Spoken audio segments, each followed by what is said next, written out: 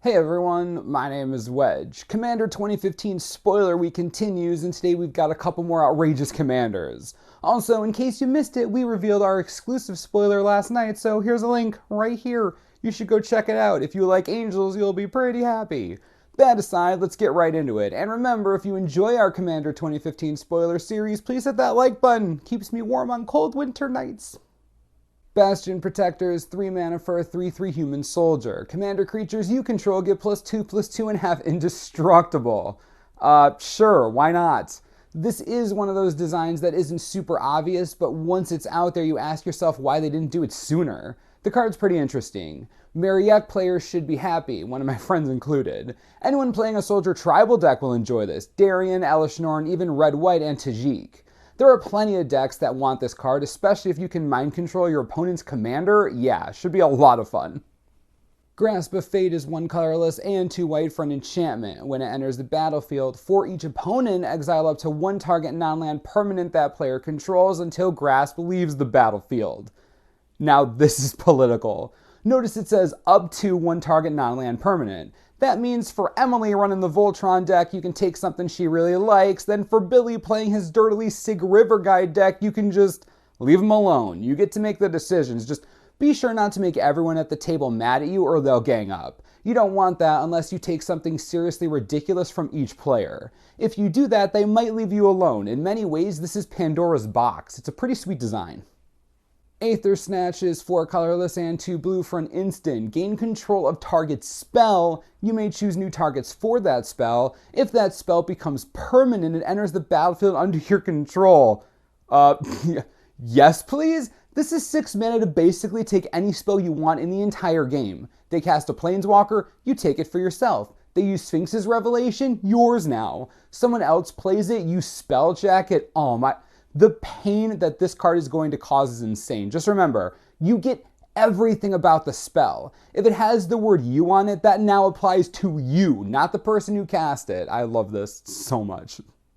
Mirror Match is 4 colorless and 2 blue for an instant. Cast it only during the declare blocker step. For each creature attacking you or a planeswalker you control, put a token that's a copy of that creature onto the battlefield blocking that creature. Exile those tokens at end of combat. Holy crap, this is awesome, specifically because it gets around unblockable and color protection. It doesn't target anything. The tokens enter the battlefield already blocking, so nothing else really matters after that. The blocks are automatically declared. Very cool. It's like Mirror Mockery, but for everything, and it gets around way more stuff. Big fan. Scourge of Nel Toth is 5 colorless and 2 black for a 6/6 zombie dragon with flying. You may cast it from your graveyard by paying 2 black and sacrificing 2 creatures rather than paying its mana cost. Okay, this may be one of the most playable cards we've seen so far. First off, it's a zombie dragon, one of the best creature types known to humankind. Second, this goes in so many decks. Savra, Shadowgang Brothers, Marchesa, anything that cares about sacrifice effects. It's like a 2-mana Dread Return flashback clause. Just yes, all the yes. It might not seem insane to you, but I promise it is. So many sacrifice outlets.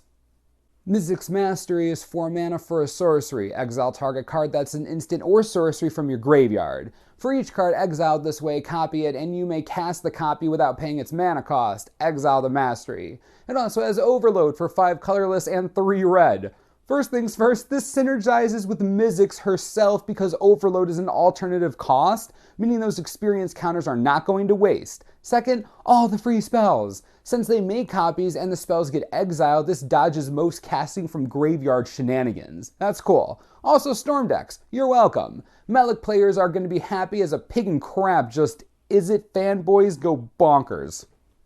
Verdant Confluence is 4 colorless and 2 green for a sorcery. Choose 3, you may choose the same mode more than once. Put 2 +1/+1 counters on target creature. Return target permanent card from your graveyard to your hand. Or search your library for a basic land card, put it onto the battlefield tapped, and shuffle your library. These Confluence spells are so sick. Imagine this is an Animar deck. You drop the big guy, then stick 6 +1/+1 counters on him. From one spell? Disgusting. Besides that, these are all modes that most people would play for 2 mana each. Rampant Growth? Yes. Permanent Regrowth? Sure, why not? These new modal spells are incredibly versatile, and the green one doesn't disappoint. Very nice. Arachnogenesis is 3 mana for an instant. Put X 1/2 spider creature tokens with reach onto the battlefield, where X is the number of creatures attacking you. Prevent all combat damage that would be dealt this turn by non-spider creatures. Wow. If I wasn't terrified of spiders, I'd like this a lot more. What's cool is that you get your tokens before blockers and you can declare them however you want. Since you're preventing non-spider damage anyway, that means you can dogpile a giant creature if you want to, or just, stop a Splinter Twin combo and kill them on the crackback for a bazillion. That's Spider Fog, oh baby. Is it just me, or do we really need a Spider Lord? It seems like we do. Where is that? Ah, geez. Ezuri, Claw of Progress is 2 colorless, 1 green, and 1 blue for a 3/3 legendary creature elf warrior. Whenever a creature with power 2 or less enters the battlefield under your control, you get an experience counter. At the beginning of combat on your turn, put X +1/+1 counters on another target creature you control, where X is the number of experience counters you have.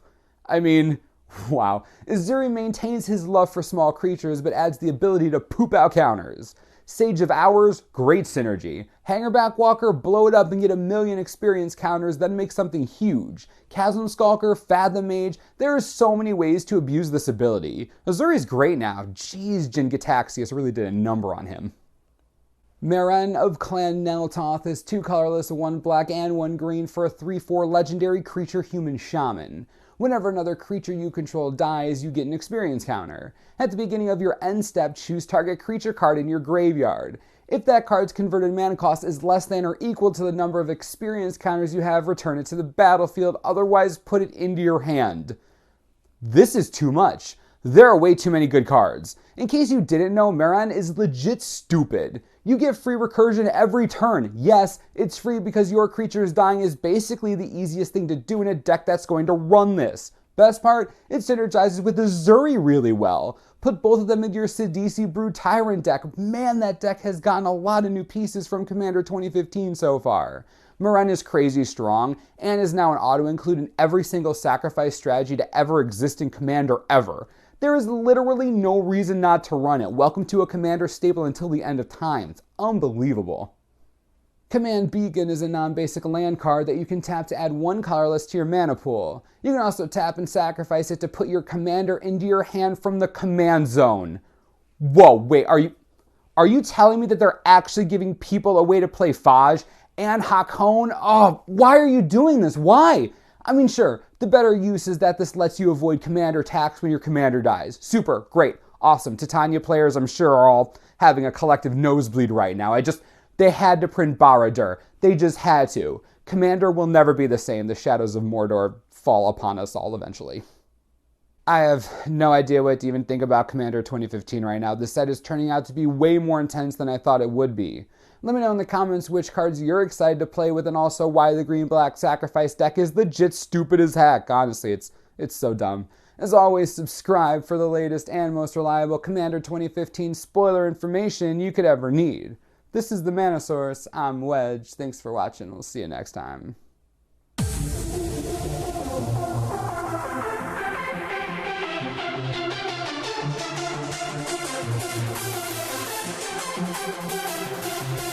Wow.